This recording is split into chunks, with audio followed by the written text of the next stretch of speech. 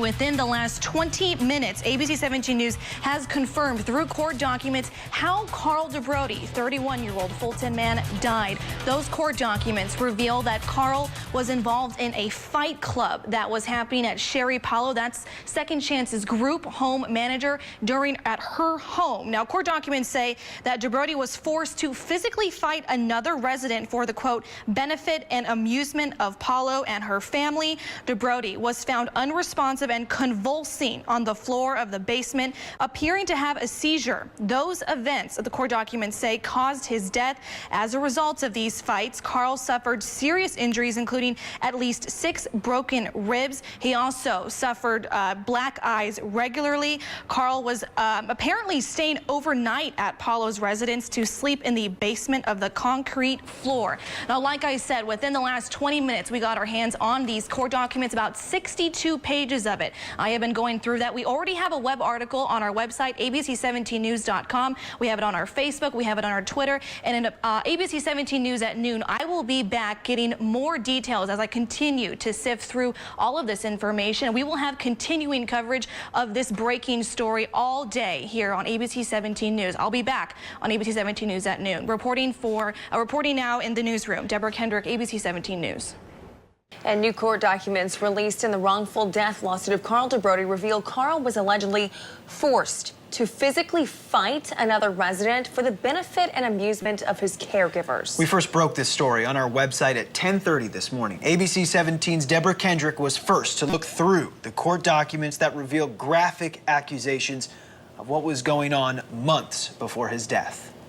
I went through the more than 60 pages of an amended complaint that was recently filed in regards to the wrongful death lawsuit. In it, DeBrodie family attorney Rudy Veit said Sherry Paulo and Anthony Flores, both caregivers of DeBrodie, would force Carl and another resident to fight. Veit alleging the fight club led to the death of Carl DeBrodie. New documents today reveal several months leading up to October of 2016, Sherry Paulo would regularly and frequently take Carl and another resident overnight to her own residence in Fulton in her basement on the concrete floor. It was in her home that she allegedly made Carl and another resident physically fight each other for the, quote, benefit and amusement for her and her family. Sometime between the timeline of October 25th and November 24th of 2016, Carl was staying overnight at Paulo's home, where he eventually was found unresponsive, convulsing on the floor, appearing to have a seizure. Veit wrote in the lawsuit, instead of calling 911 or other emergency assistance, the caregivers placed him in a bathtub with running water, where he later died and was left there for days before leading up to his death, encased in concrete.